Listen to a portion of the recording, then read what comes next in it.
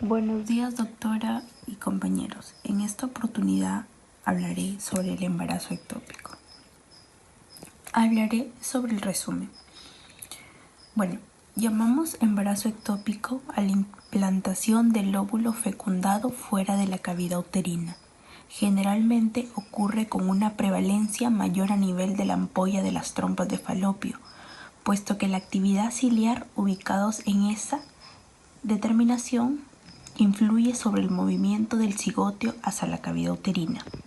Su incidencia puede representar en la estadística de un porcentaje que va del 95 al 97% de todos los embarazos ectópicos y en la porción intersticial de la trompa con menor frecuencia, de 2% en la porción intersticial de la trompa y más raramente en el ovario y en la cervix. Se puede presentar este tipo de casos. Se determinó gracias a las diversas fuentes encontradas con los tratamientos y la prevención idónea para este tipo de patologías, puesto que se hallará en antecedentes que el embarazo ectópico plantea que puede ocurrir una implantación del trofoblasto desde la cavidad abdominal hasta el ovario en sí. Es por ello que la suma importancia de determinar este diagnóstico temprano y a las medidas preventivas correspondientes. Objetivos generales.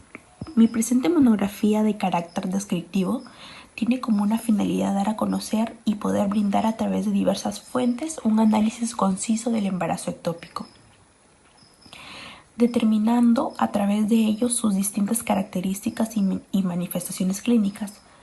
Los objetivos específicos es dar a conocer los diversos tratamientos con respecto al embarazo ectópico, determinación a través de todos, cuál es la mayor eficacia y con una alta capacidad para cumplir su función.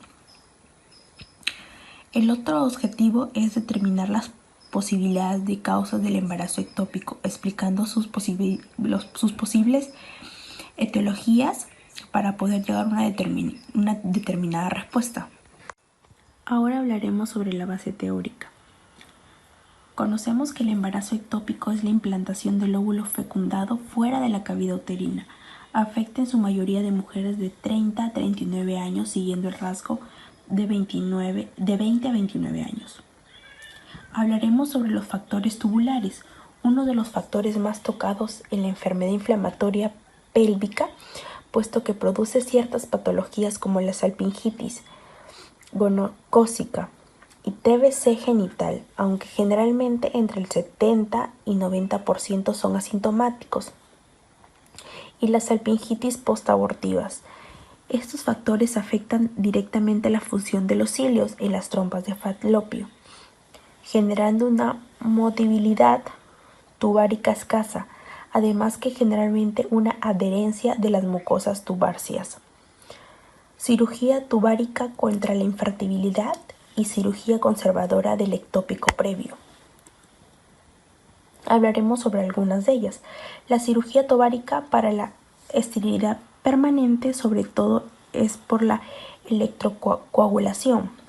La endometriosis tubárica favorece la nidación precoz anomalías congénitas, la hipoplasias o trompas excesivamente largas o tortuosas, alteraciones funcionales del peristaltismo tubárico.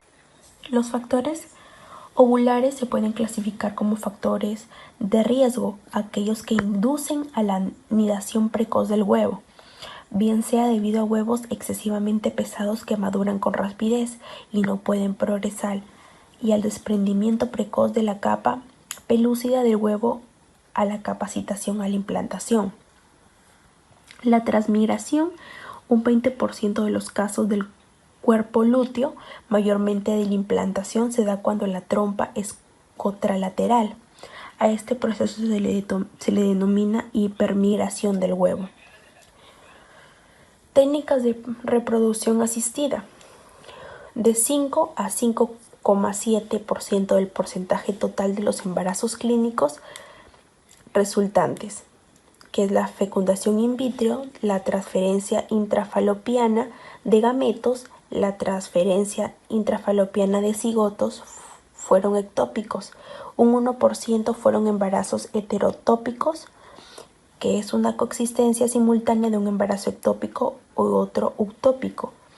Estos pueden deberse a la hiperestimulación ovárica y a las implantaciones múltiples restantes de las transferencias de varios embriones. Clasificación: embarazo ectópico tubárico. Cuando se implanta a nivel de las trompas de falopio, es el más frecuente, de un 26 a un 28%, ubicación preferencial de la trompa izquierda. Embarazo ectópico ovárico se da mayormente en la cara externa del ovario, puede ser primario, trompas de falopio intactas separadas del ovario, saco gestacional ocupa la posición correspondiente del ovario. El secundario se realiza cuando la trompa para luego anidar el ovario. Embarazo ectópico abdominal, trompas y ovarios normales, pero el trofoblasto adherido al peritoneo, los sacos gestacionales reemplazados por el peritoneo. Embarazo ectópico cervical ocurre cuando la implantación se realiza en el cuello uterino. La zona tubárica es la más frecuente cuando se trata de un embarazo ectópico, sobre todo la porción de la ampolla de la trompa seguida de la porción ísmica de la misma. Su incidente puede representar en la estadística de un porcentaje que va del 95 al 97% de todos los embarazos ectópicos, y la porción intersticial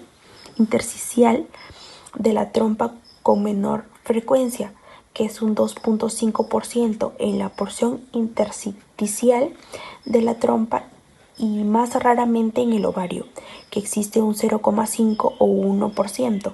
En la cervix va a un 0.01 o 0.15%. Se pueden presentar este tipo de casos. La determinación seriada de beta-HCG. Esta es la prueba que permite la detección de HCG en la orina. Este test permite que la detención del embarazo. Cuando el resultado es negativo, lo indica que la determinación seriada del beta-HCG en plasma incluye anticuerpos. Para su mejor detección, son bastante sensibles y se detectan con cifras y con una fiabilidad de un 90%. El HCG es sintetizada por el trofoblasto y se identifica por su presencia del suero a los 10 días de la fecundación. Ecografía. El problema principal del embarazo ectópico es la presentación clínica. Los síntomas que se pueden presentar varían desde el sangrado vaginal intermitente hasta el shock vasomotor con hemoperitoneo. Si el resultado del test es positivo, es necesario realizar una ecografía. De esa manera se puede descartar la posibilidad de la existencia de gestacional intrauterina. A partir de la 5ª semana de la última regla normal y a partir de la 6ª semana es posible observar un polo embrionario y la actividad cardíaca, además la ecografía abdominal del saco gestacional intraútero. La tríada clásica del retraso menstrual, sangrado vaginal irregular y el dolor abdominal.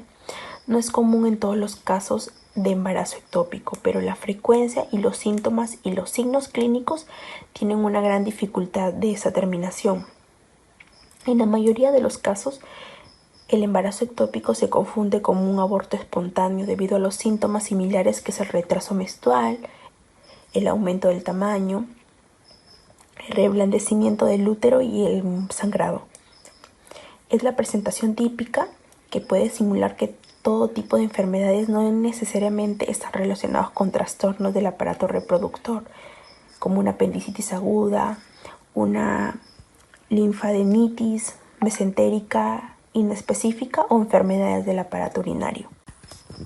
Antecedentes. Según la Revista Cubana de Obstetricia y Ginecología, se les denomina embarazo ectópico al segundo trimestre, ya que el embarazo ectópico es la implantación del embrión, pero no ocurre dentro de la cavidad uterina. A su vez, la sintomatología es clara de este tipo de patologías, ya que una mujer está en una edad fértil presentando generalmente un cuadro abdominal agudo. Generalmente se le conoce como un gran simulador en ginecología. Gracias a los diversos métodos que existen, los diagnósticos permiten en el primer nivel de atención determinar con mucho mayor precisión dicho estado de la paciente y poder actuar, así no poner en peligro la vida de la gestante. El manejo y el tratamiento del embarazo ectópico ha evolucionado en los últimos años de una manera impresionante, predominando actualmente de una terapia conservadora, tanto médica como quirúrgica, en una función de la edad fértil a pesar del incremento de las afectaciones tubáricas. En esta sección se representa una monografía que veremos ciertas medidas preventivas y tratamientos ya probados por anteriores investigaciones. Hay muchos tratamientos que determinan a lo largo de nuestra monografía que pues dentro de un embarazo ectópico podemos utilizar. Tratamiento médico. En Tanaka reportaron el primer uso de metrotexate como un tratamiento médico para el embarazo ectópico en 1982. El metrotexate es un antimetabolito que actúa en células activas y proliferativas, incluyendo el tejido trofoblástico. Existen una cirugía conservadora y una cirugía radial. Actualmente, la conservadora se realiza con laparoscopia. Mientras sea posible, la mayor desventaja de la cirugía conservadora es el riesgo de las células trofoblásticas persistentes. Un estudio aleatorio bien diseñado sugiere que las trofoblásticas se diseñe una inyección postoperatoria profiláctica de la rutina de metrotexate que reduce el riesgo. En la cirugía radial se realiza generalmente con laparoscopia.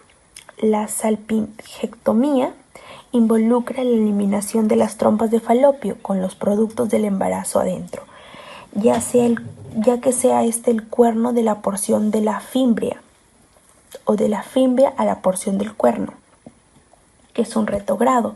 Se realiza con la disección cuidadosa. Protocolo de manejo. La metrotexate, el protocolo multidosis, el protocolo de una sola dosis y el protocolo de 2 dosis. La dosis de 50 miligramos la cuantifica la HCG sérica del día 4 al 7 post-tratamiento.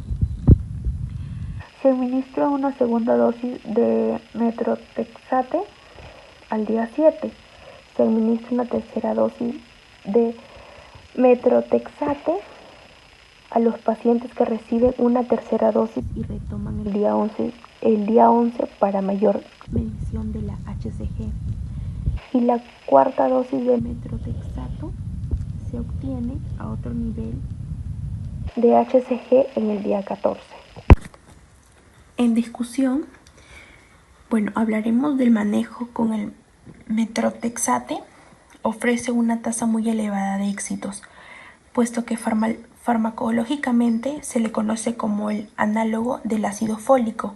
Generalmente permite un manejo incluso ambulatorio, ya que presenta un bajo costo y con probabilidades muy bajas de mortalidad.